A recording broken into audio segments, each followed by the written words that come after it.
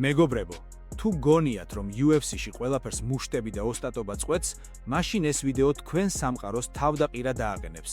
ის, რასაც მე შუა ნაწილში გაჩვენებთ, დაგარწმუნებთ, რომ სპორტი აქ მხოლოდ ფასადია. თუ ახლა ამ ვიდეოს გამორთავთ, თქვენ გამოტოვებთ წლის მთავარ გაკვეთილს იმის შესახებ, თუ როგორ მუშაობს რეალურად დიდი ფულის მანქანა. დანა ვაითმა საბოლოოდ ჩამოიხსნა ნიღაბი და ის, რაც მან თქვა, პირდაპირი შეურაცხყოფაა ყველა იმ მებრძოლის, ვინც ოქტაგონზე სისხლს ღვრის. მზად ხართ? მაშინ დავიწყეთ, რადგან სიმართლე იმაზე მწარეა, ვიდრე გგონიათ.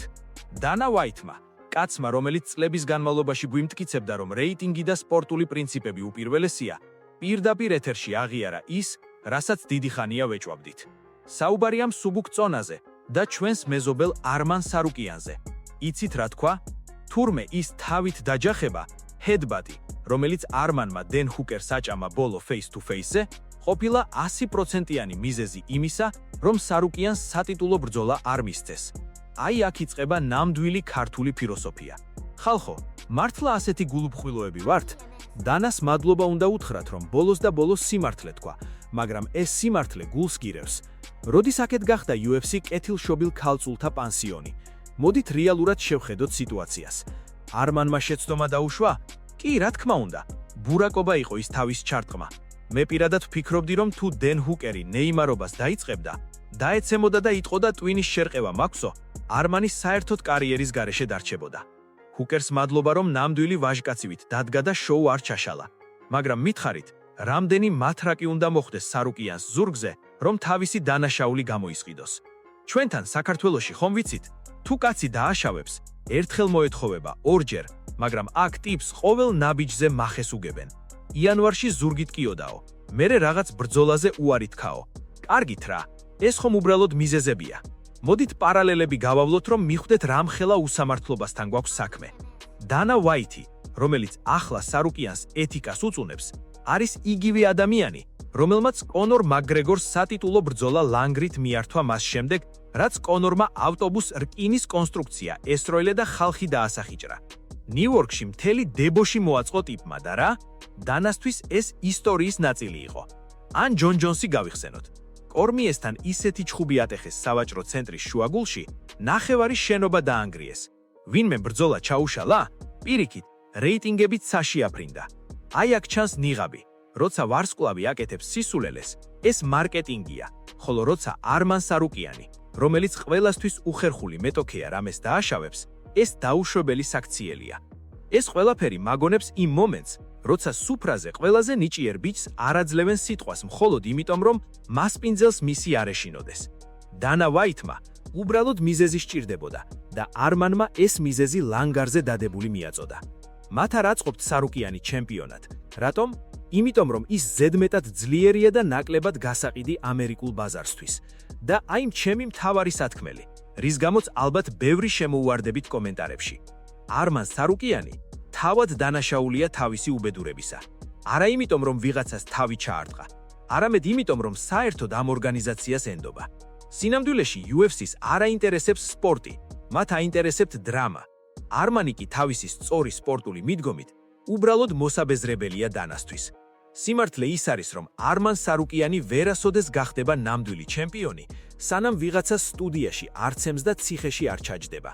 იმიტომ, რომ დღევანდელ მსოფლიოში ნიჭზე მეტად ბინძური ენა ფასდება.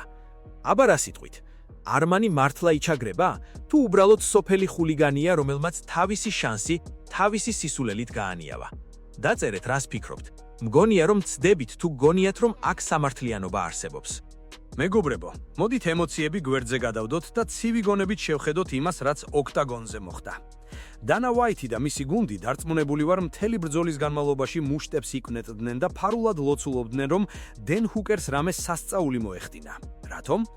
იმიტომ, რომ მათ სჭირდებოდათ საბაბი. სჭირდებოდათ, რომ არმანს გასჭირვებოდა, რომ ბრძოლა თანაბარი ყოფილიყო, ან სულაც საჯების საკამათო გადაწყვეტილებამდე მისულიყო. მაგრამ არმანმა რა ქნა?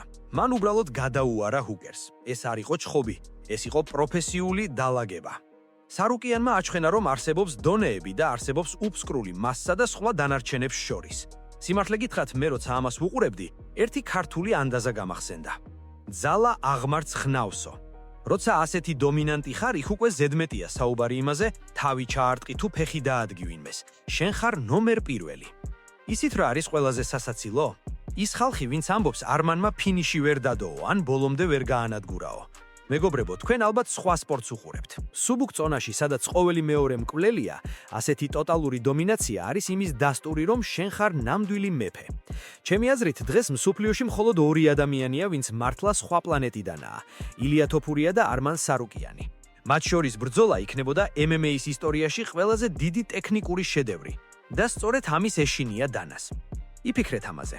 თუ არმანი ჩემპიონი გახდება, ის ხომ არ არის ტიპური ამერიკელი შოუმენი. ის არის მშრომელი, კაცრი და პირდაპირი. ის არ დაიწყებს ტვიტერზე კლოუნადას რეიტინგების გამო. დანა ვაიტისთვის კი ეს ნიშნავს ნაკლებ ფულს. ამიტომაც ურჩევნიათ პედი პიმბლეტი ან ჯასტინ გეიჯი. გეიჯი ხომ ხორცსაკეპია, გამოდის, ილახება, სისხლს ღვრის, ხალხს ეს უხარია. არმანი კი გამოდის და მეტოქე შანსს არ უტოვებს. ეს ზედმეტად სუფთაა იმითათვის, ვისაც სისხლიანი სანახაობა სწურია. აქ ერთი ფილოსოფიური კითხვა მიჩნდება. საერთოდ რისთვის უყურებთ ამ სპორტს? თუ ჩვენ გვინდა ვნახოთ საუკეთესო მებრძოლი, მაშინ არმანი დღესვე უნდა ფლობდეს ქამარს. მაგრამ თუ ჩვენ გვინდა საპნის ოპერა ოქტაგონზე, მაშინ კი ბატონო, გააგრძელეთ ზღაპრები იმაზე, რომ თავის ჩარტყმა ეთიკური არ იყო. მოდით რეალურად ვთქვათ, რამდენი ბრძოლა უნდა მოიგოს კიდევ ამ ბიჭმა? 1, 2, 5. იქნებ საერთოდ მთელი დივიზიონი უნდა ამოხოცოს, რომ ბოლოს დანამ ერთი პატარა შანსი მისცეს. ეს ღგავს იმ სამსახურს, სადაც უფროსი არ უყვარხარ და რაც არ უნდა ითხრა, მაინც ხვის ნათესავს აწინაურებენ. სარუკიანი ახლა ზუსტად ამ ხვის ნათესავების გარემოცვაშია. და იცით რა არის ყველაზე მეტად მაგიჟებს? რომ არმანს ახლა აიძულებენ ვიღაც ბენუა სენ დენისებს ან სხვა პერსპექტიულ ბიჭებს ეჩხუბოს. რატომ? რომ იქნებ სადმე ფეხი დაუწდეს. UFC-ის სტრატეგია მარტივია. გაფიცოთ მებრძოლი მანამდე, სანამ ის არ წააგებს. და როგორც კი წააგებს, ეგრევე იტყვიან, ხომ ვამბობდით არ ყოფილა ჩემპიონობის ღირსიო. ახლა კი ესეთ რამეს ვიტყვი, რის გამოც ალბათ ბევრი თქვენგანი გაჭედავს. სარუკიანი სინამდვილეში არმანის კი არა, ისლამ მახაჩევის ყველაზე დიდი საჩუქარია. რატომ? იმიტომ რომ სანამ დანა ვაიტი არმანს სატიტულო ბრძოლას უბლოკავს, ისლამი მშვიდად სუნთქავს. მახაჩევმა კარგად იცის, რომ არმანი ერთადერთი ყანია, ვისაც მისი ტახტიდან ჩამოგდება შეუძლია. ასე რომ დანა ვაიტი უბლალოდ ისლამის დაცვაა. არმანი კი სულელია, რომ ვერ ხდება მას ამ ორგანიზაციაში არავინ ელოდება ჩემპიონად. იქნებ საერთოდ PFL-ში გადასულიყო.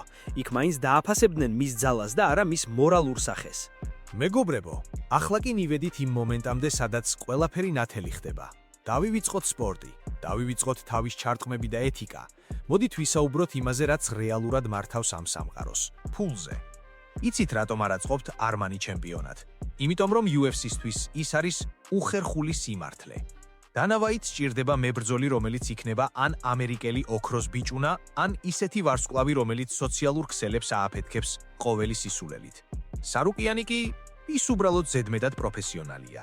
ის გამოდის, აკეთებს თავის საქმეს, ანადგურებს მეტოქეს და მიდის სახლში. ასეთი ადამიანების მართვა რთულია. გაიხსენეთ ის შემთხვევა, როცა ფანმა აგინა და არმანმა ხელი გაუქანა.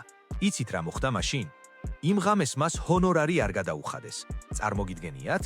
კაცმა იჩხუბა, გაიმარჯვა, სისხლი დაღვარა და ჯარიმის სახით მთელი ფული წაართვეს. კი, მილიონერია, არშია, მაგრამ ეს ხომ დამოკიდებულების ამბავია. ეს იყო პირველი სიგნალი. არმან, შენ აქ არ გვიყვარხარ. ახლა კი ყველაზე საინტერესო. რა იქნება შემდეგ? დანა ვაიტი ახლა ცდილობს სარუკიანი მოლოდინის რეჟიმში დაალბოს. აიძულებენ რომ იყოს ვიღაცის შემცვლელი. ელოდოს მარტს, ელოდოს მაისს და ამ დროს სხვა მებრძოლები, რომლებიც რეიტინგში ბევრად ქვემოთ არიან, სატიტულო შანსებს იღებენ. ეს იგივეა რესტორანში რიგში იდგე, შენი ნომერი მოვიდეს და ოფიციანტმა გითხრას: უკაცრავად, თქვენ ფეხსაცმლის თასმები გაქვთ შეხსნილი და ამიტომ სხვას გავატარებთო. აბსურდია, არა? მაგრამ არმანმა ერთი რამ უნდა გაიგოს. ამ სისტემას ვერ დაამარცხებ მხოლოდ ოქტაგონზე. მას სჭირდება რომ გახდეს უფრო აგრესიული გარეთაც. თუ მას უნდა ქამარი, მან უნდა დაანგრიოს ეს კეთილშობილური იმიჯი. დანამ თქვა რომ თავის ჩარტყმა იყო მიზეზი, კეთილი. მაშინ არმანმა უნდა აჩვენოს რომ ის უფრო საშიშია ვიდრე დანას წარმოუდგენია. ჩვენ ქართველებს ხშირად გვეუბნებიან რომ წესებით უნდა ვითამაშოთ, მაგრამ ნახეთ ილია თოფურია, მან წესები თავზე გადაახია ყველას. მან აიძულა UFC რომ მისი თამაში ეთამაშათ. არმანი კი ჯერ კიდევ ცდილობს იყოს კარგი ბიჭი, რომელიც ბოდიშებს იხდის. მეგობრებო, UFC-ში ბოდიშებს მხოლოდ დამარცხებულები იხდიან. და აი ჩემი დასკვნითი დარტყმა, რომელიც ბევრს არ ესიამოვნება. არმან სარუკიანი არასოდეს გახდება UFC-ის ჩემპიონი. არა იმიტომ, რომ სუსტია. პირიქით, ის საუკეთესოა. უბრალოდ ის არის მებრძოლი, რომელსაც სული არ აქვს. მას აკლია ის ქარიზმა, რაც ჩემპიონს სჭირდება. ის არის რობოტი, რომელიც კარგად ჩხუბობს, მაგრამ ხალხს რობოტები არ უყვარს. ხალხს უყვარს ისეთი გიჟები, როგორიც კონორია, ან ისეთი რკინაკაცები, როგორიც ხაბიბი იყო, მაგრამ არმანი სადღაც შუაშია გაჭედილი და ეს შუა მას უფსყრილში ჩაითრევს.